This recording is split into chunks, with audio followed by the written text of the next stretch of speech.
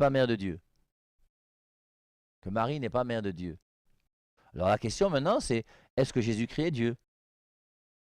Si Jésus-Christ est Dieu, c'est que Marie est mère de Dieu.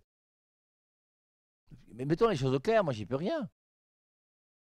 Lisons même l'Annonciation si vous voulez. À l'Annonciation, qu'est-ce qui est dit? Luc chapitre 1 à partir du verset 26. Au 6e mois, l'ange Gabriel fut envoyé par Dieu dans une ville de Galilée du nom de Nazareth, chez une vierge fiancée à un homme du nom de Joseph, de la maison de David, et le nom de la vierge était Marie. Alors, je crois qu'on connaît tous par cœur l'Annonciation. Et c'est toujours bon de relire ces passages qu'on croit connaître, mais qu'on découvre toujours un peu plus chaque jour, et qui sont très intéressants. Et donc, l'ange vint à elle, donc Marie, elle lui dit, « Réjouis-toi, pleine de grâce, le Seigneur est avec toi. » Alors, une nouvelle fois, je vous rappelle que moi, c'est les 2 versets bibliques pour lesquels j'ai une horreur dans la traduction de la Biblette. C'est que vous qui avez 66 livres dans votre Bible, vérifiez, prenez votre Bible que vous avez chez vous. Et regardez dans Jean 1:1. Est-ce qu'il est écrit « Au commencement était la parole » ou « Au commencement était le verbe » ? Si c'est « Au commencement était le verbe », c'est que la traduction est bonne. Si c'est « Au commencement était la parole », c'est que la traduction n'est pas bonne. Et d'ailleurs, dans Jean 1:12, à ceux qui disent « Au commencement était la parole », Jean 1:12, à ceux qui ont cru en elle, il a donné le pouvoir de devenir enfant de Dieu.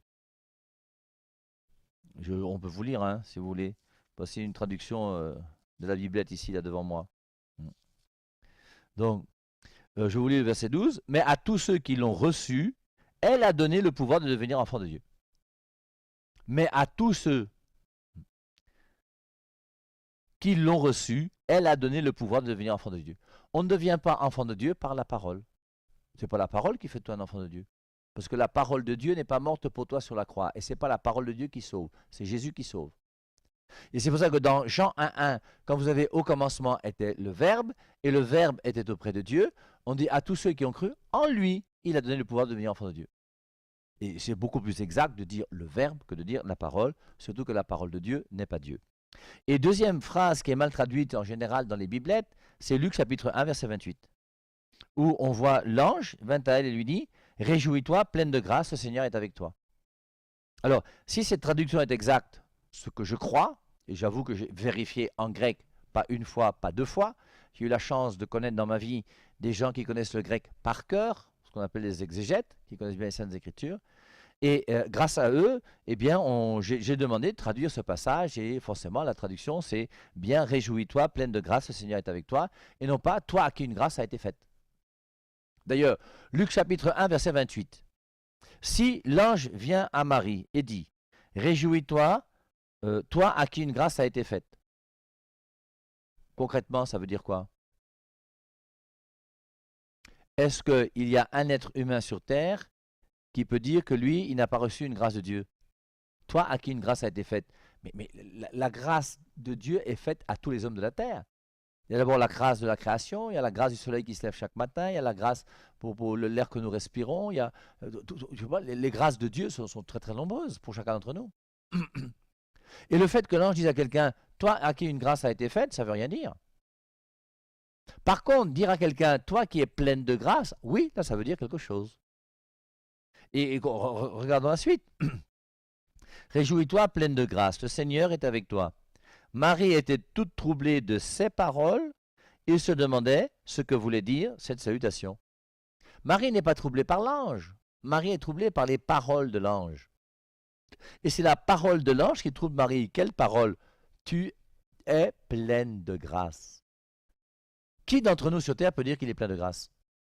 Moi, je ne peux pas dire que je suis plein de grâce. Première grâce que j'ai reçue, c'est la grâce du baptême. 2 jours après ma naissance. Et lorsque j'ai été baptisé et que Dieu m'a donné la grâce du baptême, j'ai été purifié du péché originel. Je suis devenu enfant de Dieu, mais je n'étais pas encore plein de grâce.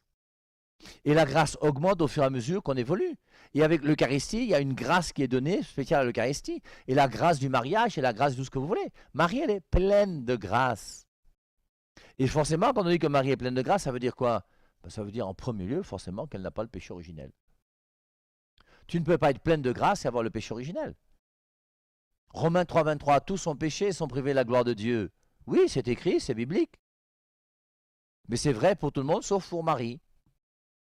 Hébreux 9, 27, il est dit, il est réservé à l'homme de mourir une seule fois, après quoi vient le jugement. C'est pas vrai pour tout le monde. C'est pas vrai pour Lazare.